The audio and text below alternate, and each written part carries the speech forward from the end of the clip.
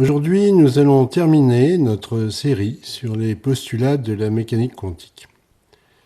Il nous en reste 3 à étudier, mais en réalité, parmi ces 3, il y en a 2 que nous avons déjà croisés plusieurs fois au cours de notre voyage. Vous les connaissez donc déjà, et il suffira que je vous donne leur nom quand on les recroisera à nouveau tout à l'heure. Quant au troisième des 3 postulats restants, c'est le plus important et peut-être le plus délicat de tous. Il concerne l'équation de Schrödinger et nous allons lui consacrer toute cette vidéo.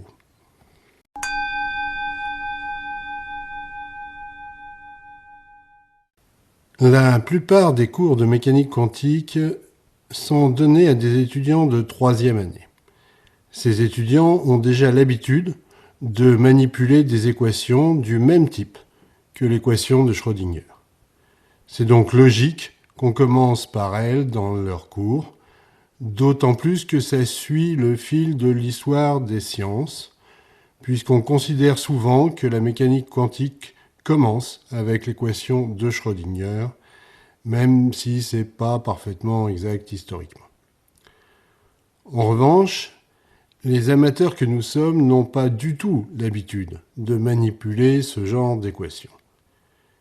Et c'est bien pour ça qu'on a emprunté un autre chemin jusqu'ici, celui des vecteurs d'état et des matrices de Heisenberg. Mais arrivé au point où nous en sommes, on ne peut plus reculer davantage l'étude de l'équation de Schrödinger. Pourquoi ça ? Eh bien parce que c'est elle qui va nous dire de quelle manière évoluent les systèmes quantiques au cours du temps, et c'est bien le fondement de la physique que de regarder comment les choses évoluent au cours du temps. Alors voici comment nous allons procéder. Tout d'abord, comme d'habitude, on n'essaiera pas de faire nous-mêmes les calculs mathématiques. On se contentera de regarder d'un peu loin ce qu'en disent les professionnels et on leur fera confiance pour ce qui est des résultats.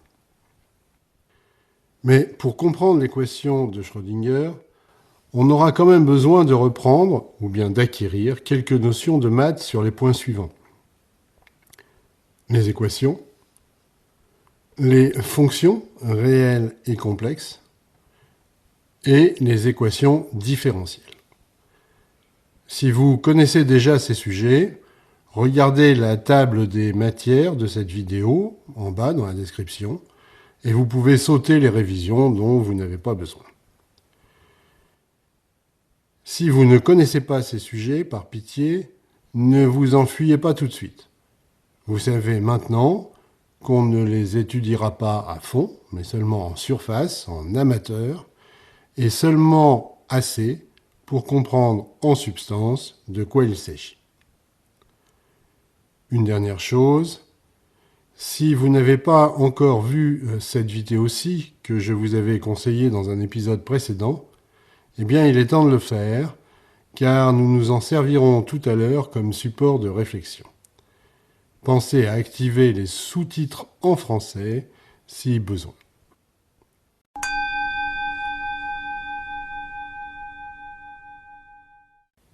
L'équation de Schrödinger, c'est, comme vous vous en doutez, une équation. Qu'est-ce que c'est qu'une équation ? Eh bien, une équation, c'est le truc qu'on utilise pour faire souffrir les collégiens qui détestent les maths, et c'est bien pour ça qu'arrivés à l'âge adulte, la plupart des amateurs s'enfuient dès qu'ils en voient une. D'ailleurs, c'est aussi une des raisons pour lesquelles les pros auxquels j'ai parlé de mon projet m'ont presque tous répondu « tu n'y arriveras jamais ». En effet, il y a un adage bien connu dans le monde de la vulgarisation scientifique et qui est « ne montrez jamais d'équations, sinon ils vont tous s'enfuir ». Malheureusement, comme nous l'avons maintenant bien compris à ce stade, il n'est pas possible de parler sérieusement de mécanique quantique sans regarder au moins quelques équations. Mais une équation, fondamentalement, c'est pas forcément quelque chose de compliqué.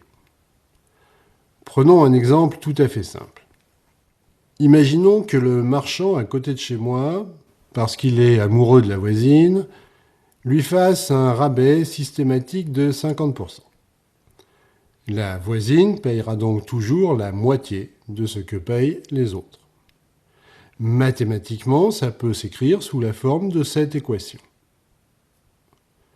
Autrement dit, le prix payé par la voisine, qu'on a représenté par les lettres P indice V, est toujours la moitié de celui payé par les autres, qu'on a représenté par les lettres P indice A. Essayons maintenant de résoudre cette équation dans un cas particulier. Imaginons que les autres payent leur pot de confiture 4 €. Combien payera la voisine? C'est très facile à résoudre. On remplace dans l'équation PA par 4 € et on écrira comme ceci, PV égale 1/2 de 4 €. La voisine payera la moitié de 4 €, c'est-à-dire 2 €. Alors bien sûr, il existe des équations beaucoup plus difficiles à résoudre que celle-ci, mais fondamentalement, ce n'est pas différent.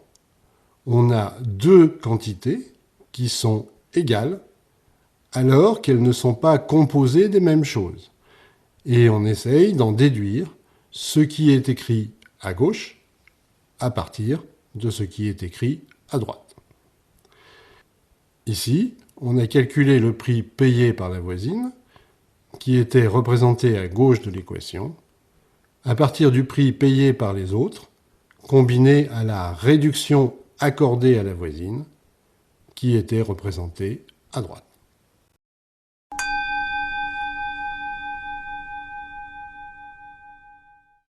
Passons maintenant à la notion de fonction.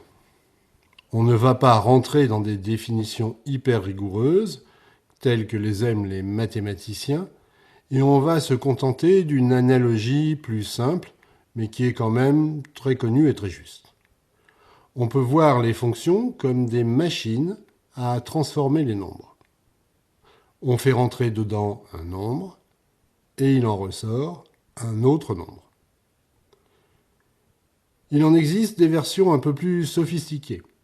On fait rentrer deux nombres, et il en ressort un seul autre nombre.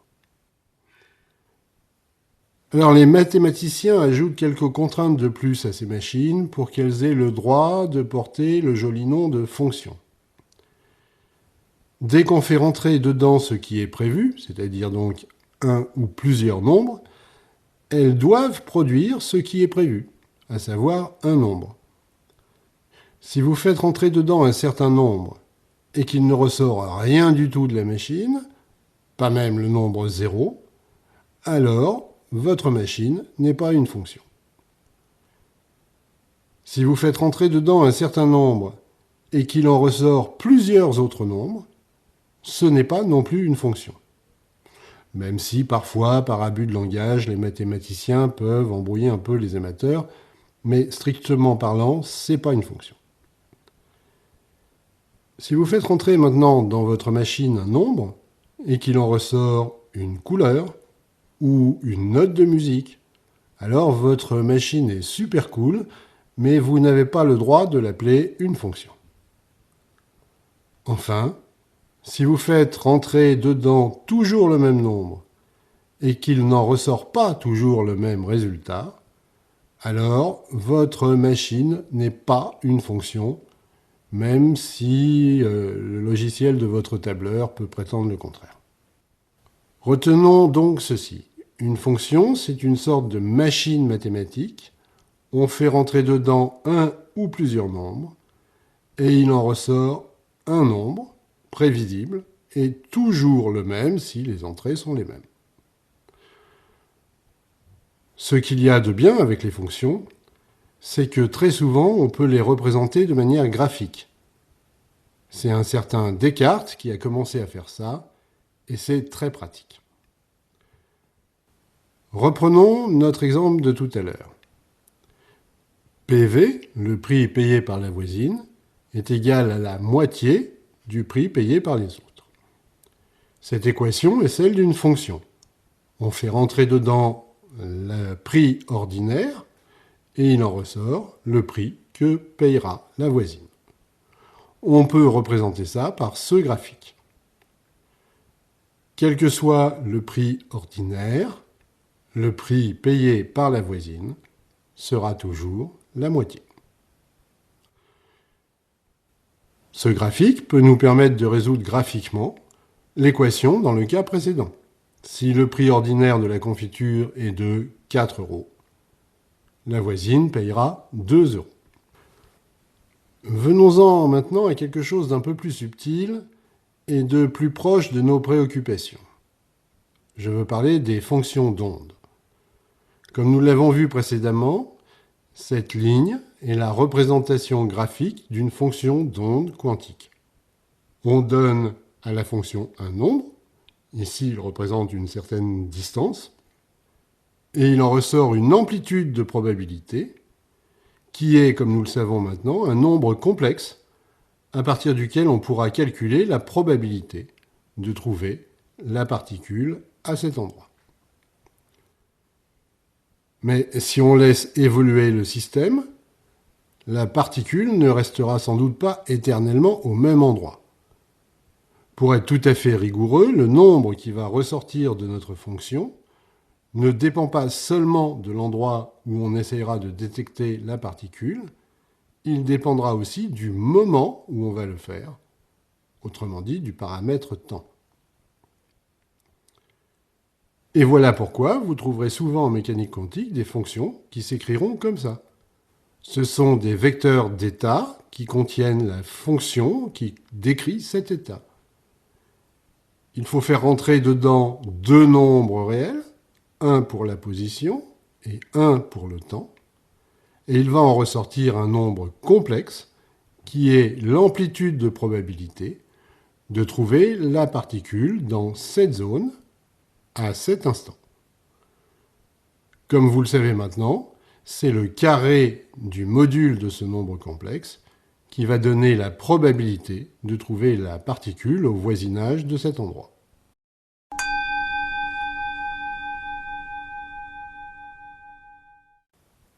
L'équation de Schrödinger est une équation différentielle. Il nous faut donc aussi avoir une idée générale de ce qu'est une équation différentielle. En voici une. Elle représente la distance parcourue par une voiture qui roule à la vitesse constante de 110 km/h. Qu'est-ce qu'elle dit, cette équation? Pour mieux le comprendre, on va la mettre sous cette forme. dx représente une distance parcourue, dt représente un temps qui s'est écoulé. L'équation nous dit qu'à tout moment, la distance parcourue est proportionnelle au temps écoulé. S'il s'est écoulé 1 heure, la distance parcourue sera de 110 km. S'il s'est écoulé 2 heures, la distance parcourue sera de 220 km. S'il s'est écoulé 1 heure et demie, la distance parcourue sera de 175 km. Fondamentalement, une équation différentielle, ça n'est que ça. On dit de combien un paramètre a changé, et l'équation nous permet de calculer de combien l'autre paramètre a changé. Toutefois, l'équation de Schrödinger, comme nous allons le voir dans un instant, est un petit peu plus subtile.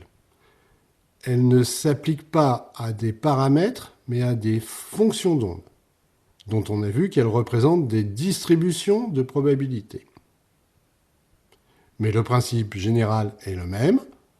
On lui donne une distribution de probabilité à un moment donné, et l'équation de Schrödinger va nous dire ce que cette distribution sera devenue un moment plus tard.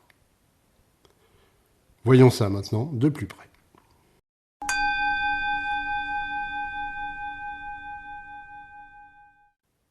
Le dernier des postulats de la mécanique quantique nous dit que les systèmes quantiques évoluent en suivant l'équation de Schrödinger.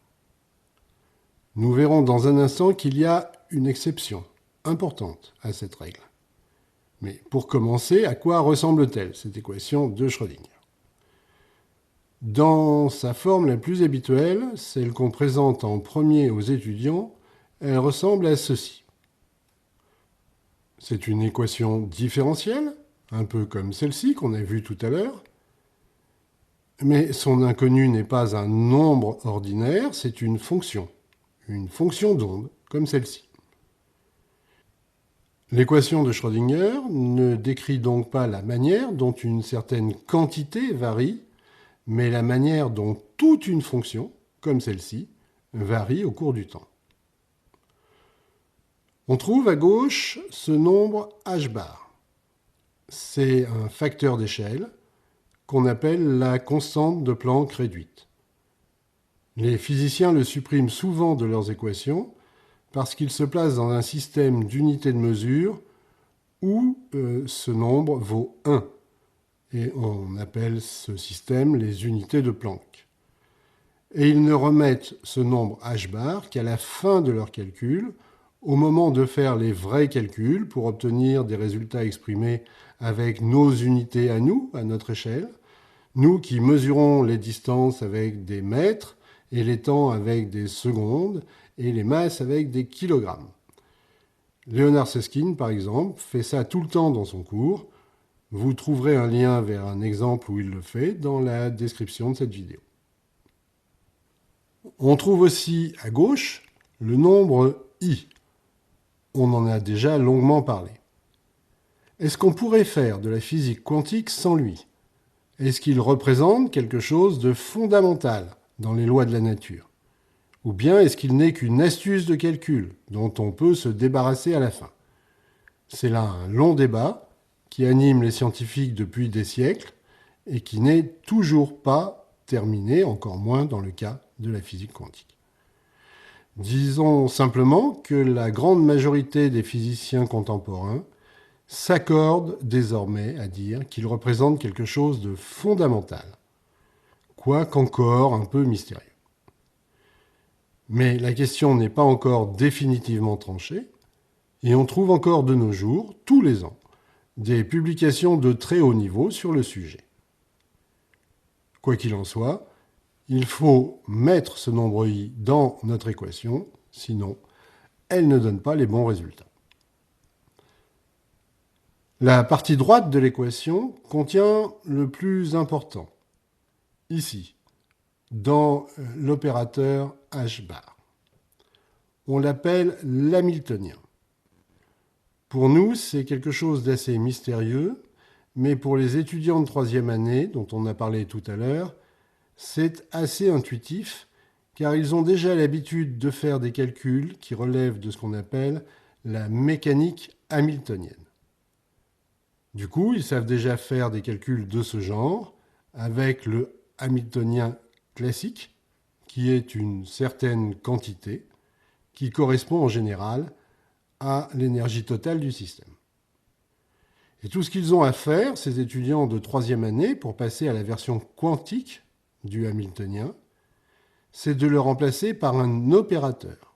Autrement dit, si vous vous souvenez de nos vidéos précédentes, par un objet mathématique qui n'a plus une valeur précise, mais qui représente un mélange de plusieurs valeurs possibles, et donc ici de plusieurs énergies possibles.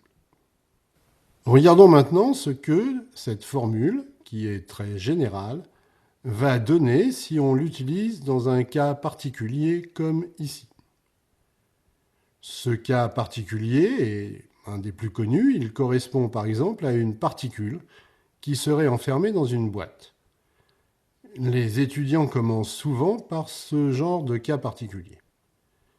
Ils remplacent alors l'opérateur hamiltonien par les composantes qui lui correspondent dans ce cas particulier.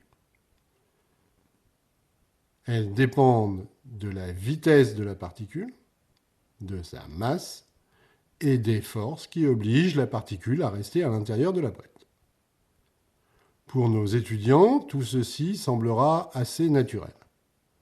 En ce qui nous concerne, nous n'allons pas nous y attarder maintenant et nous allons passer directement à la manière dont ils trouvent la solution de cette équation.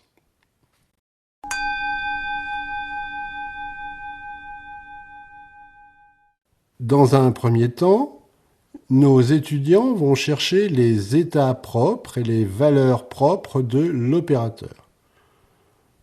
On ne fera pas ce genre de calcul ici, mais vous vous souvenez peut-être qu'on avait expliqué de quoi il s'agit dans cette vidéo précédente. Les valeurs propres correspondent aux différentes énergies dans lesquelles notre système peut se trouver. Une fois qu'on a les états propres et les valeurs propres, c'est-à-dire les valeurs possibles de l'énergie, souvenez-vous du principe de superposition. On peut les combiner en faisant ce qu'on appelle des combinaisons linéaires. On en avait vu un exemple très simple ici. Ce qui marchait dans cet exemple super simple fonctionne aussi dans le cas de l'équation de Schrödinger. On a une combinaison de plusieurs états simples possibles, avec plusieurs énergies possibles, et on est obligé de prendre en compte tous ces états, même s'ils seraient incompatibles entre eux dans le monde classique, pour obtenir les bons résultats dans le monde quantique. On a déjà maintenant l'habitude de ce genre de phénomène. Toutefois, ce genre de calcul est le plus souvent extrêmement difficile à réaliser. Tellement difficile que le plus souvent, personne en fait n'est capable de le faire avec une précision totale. On est alors réduit à faire des approximations par des méthodes d'approximation. Ces approximations sont parfois d'une incroyable précision, jusqu'à 13 décimales vérifiées par l'expérience, c'est quand même pas rien. Mais bon, au final, ce ne sont quand même que des approximations.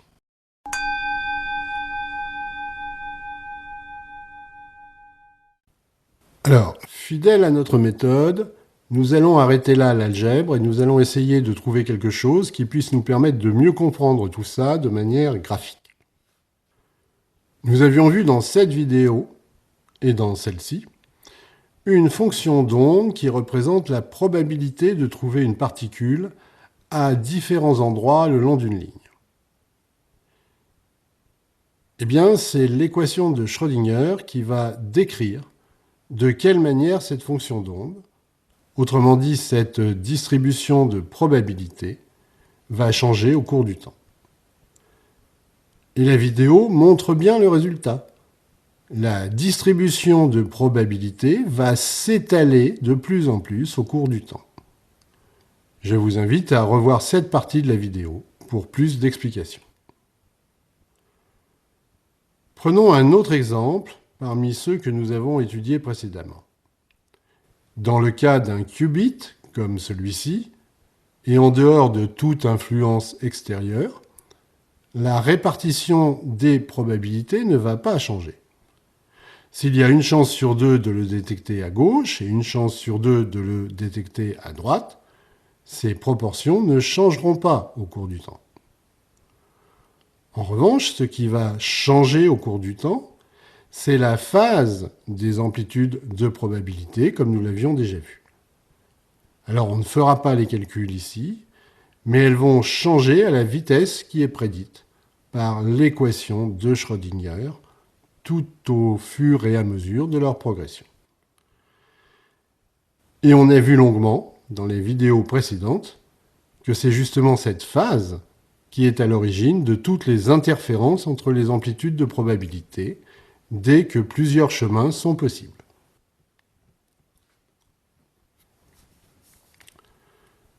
Alors j'en profite pour glisser maintenant un mot à partir d'une vulgarisation courante mais trompeuse. On nous dit souvent qu'en mécanique quantique, tout serait vibration. Pourquoi pas? Mais vibration de quoi au juste? Si tout est vibration, qu'est-ce qui vibre exactement? Eh bien, nous pouvons maintenant répondre à cette question. Ce qui vibre en mécanique quantique, ce ne sont pas des corpuscules, comme l'avait imaginé De Broglie à une période de sa vie. Ce ne sont même pas des ondes de matière, comme l'avait imaginé Schrödinger lui-même, à la même époque, quand on parlait de mécanique ondulatoire. Non, ce qui vibre, toutes les expériences l'ont longuement prouvé maintenant depuis un siècle, c'est quelque chose de beaucoup plus abstrait, Ce sont les phases de nos amplitudes de probabilité.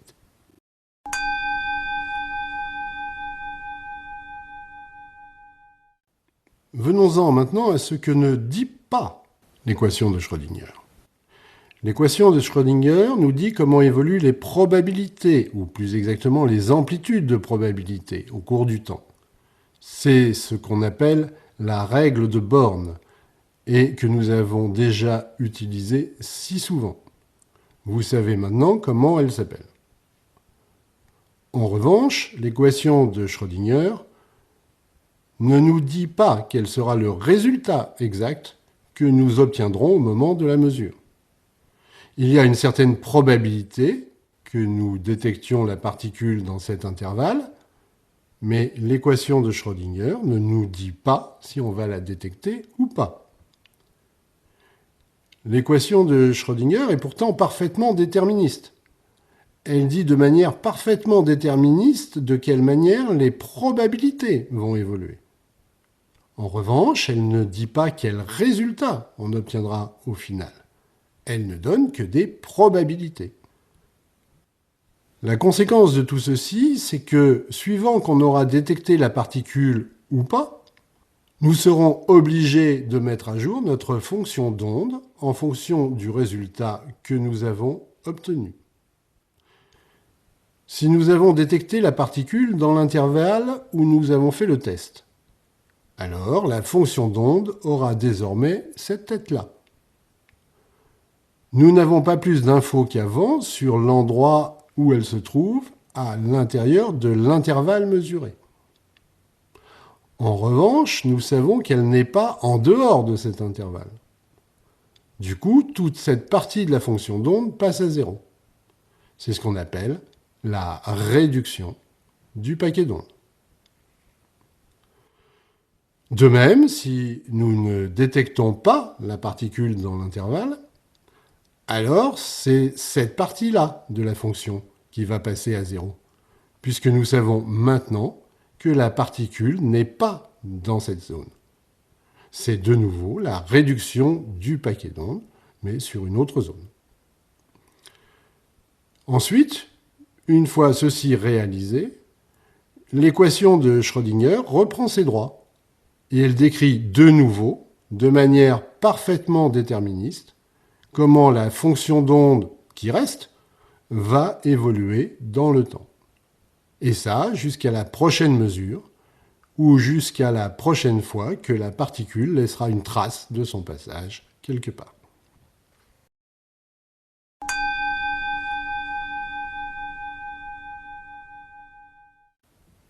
Nous avons donc vu de manière intuitive, graphique, et sur un cas très simple, de quelle manière fonctionne l'équation de Schrödinger. Avant d'en terminer avec elle, je voudrais vous dire qu'elle n'est pas l'ultime stade de la physique quantique. En effet, l'équation de Schrödinger a deux défauts qui ont été identifiés tout de suite. Tout d'abord, elle n'est pas relativiste. Autrement dit, elle ne donne plus les bons résultats si les particules se déplacent à une vitesse proche de celle de la lumière. Si elles le font, il faut utiliser une autre équation, un peu plus compliquée, voire nettement plus compliquée, mais qui fonctionne toujours sur le même principe général. Et surtout, l'équation de Schrödinger ne fonctionne plus dès qu'on a plusieurs particules. Et encore moins quand on a des particules qui apparaissent ou qui s'annihilent mutuellement, comme ça se produit tout le temps dans les accélérateurs de particules. Pour décrire ces phénomènes, il faut élargir encore plus la théorie quantique et procéder à ce qu'on appelle la seconde quantification, et passer ainsi à ce qu'on appelle la théorie quantique des champs, qui a été développée depuis les années 1950 et qui est ce qu'on fait de mieux à l'heure actuelle en physique quantique, même si on sait déjà que l'histoire n'est pas terminée et qu'il reste encore beaucoup de choses à découvrir et qu'il va falloir encore, sur le métier, remettre l'ouvrage. Mais nous n'irons pas jusque-là dans cette saison, il faut en laisser un peu pour la suite.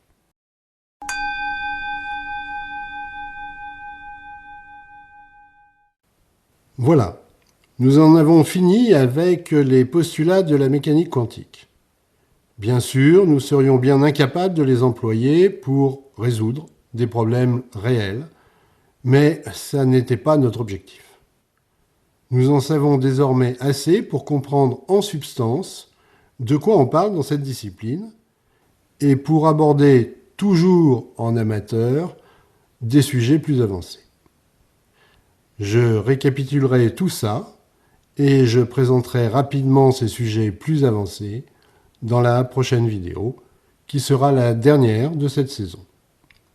Alors, à bientôt!